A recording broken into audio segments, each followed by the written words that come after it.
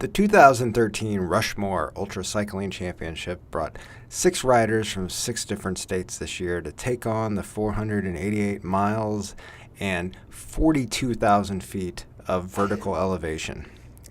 Paul Stern was the oldest competitor from Detroit, Michigan. His goal was just to come out and see if he could finish a lap of the grueling course. I tend to try to do things that are almost insurmountable for me, but it's worth doing. I'm 74 years old. He set out with everybody else, and 11 hours and 50 minutes later, he achieved his goal, which is truly amazing for 74 years old to finish a 7,000-foot vertical lap. Barb Hammerquist from Gillette, Wyoming, made the Rushmore her first big ultra cycling challenge. I'm probably underestimating the hills, and I can't wait for the mileage, and so we'll see what happens. And for the first and second lap, she stayed with the pack, and after lap 2, came in with a time of 12 hours and 1 minute. She called it quits after that for her first big ultra cycling challenge. Jerry Arnold from Valentine, Nebraska was making his second trip to the Rushmore this year. Well, I got a little better gearing this time, I think, on some of the steeper sections. So, I think it's a challenging course. We'll just see how things go. Altogether, he came in at 3 laps in a time of 20 hours and 30 minutes. He improved on his 2-lap time from the previous year at 12 hours and 20 minutes, and he rode into the night for his 3rd lap to come in a little after 4 o'clock in the morning. Jerry woke up the next day and decided 3 laps was enough for this year at the Rushmore.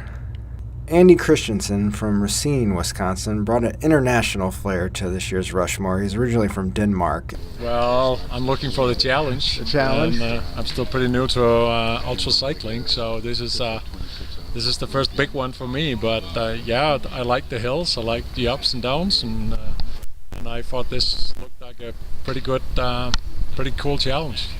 Andy turned in an amazing first lap, leading the way at 5 hours and 33 minutes. And then his second lap, he was in front of the pack by 20 minutes or so.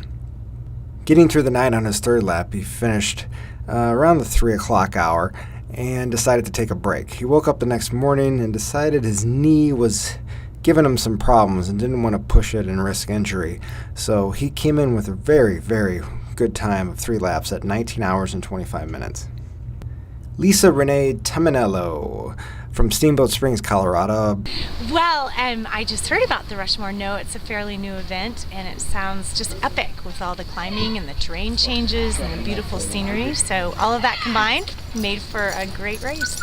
Her first lap was an amazing 5 hours and 34 minutes, and she was just blazing up the hillier sections of the course. Her second lap was great as well at 11 hours and 50 minutes, and she finished a little after 3 in the morning on her 3rd lap at 20 hours and 1 minute.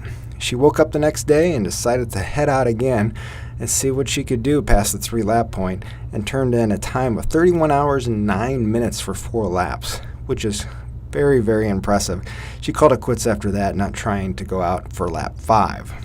And then there's myself, Jeff Bonk. I've been riding 500-mile races for several years now, and after finishing all the 48-hour races out there, I started the Rushmore to create the most ultimate challenge, a challenge that may not be finishable.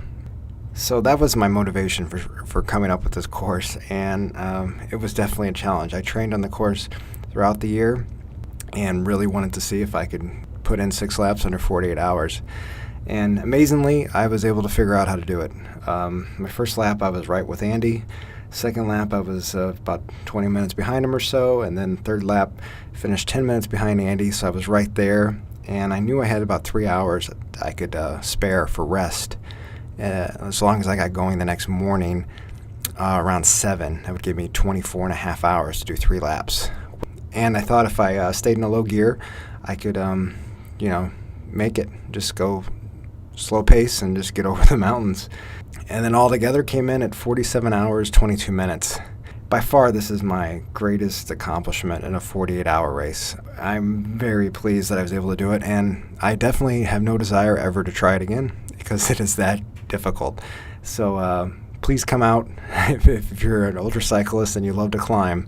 It is definitely a challenge that will take you to the limit, and 48 hours is tough to make it for sure. Hey, well, thanks for watching the race update for the 2013 edition of the Rushmore Ultra Cycling Championship, and Labor Day is going to be the weekend the race is going to be every year now going forward. It seemed to work out really well.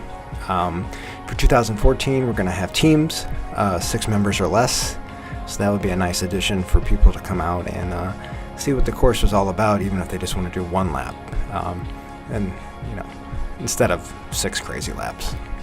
We'll see you next year, August 30th, August 31st, and September 1st, Labor Day weekend 2014. Thanks.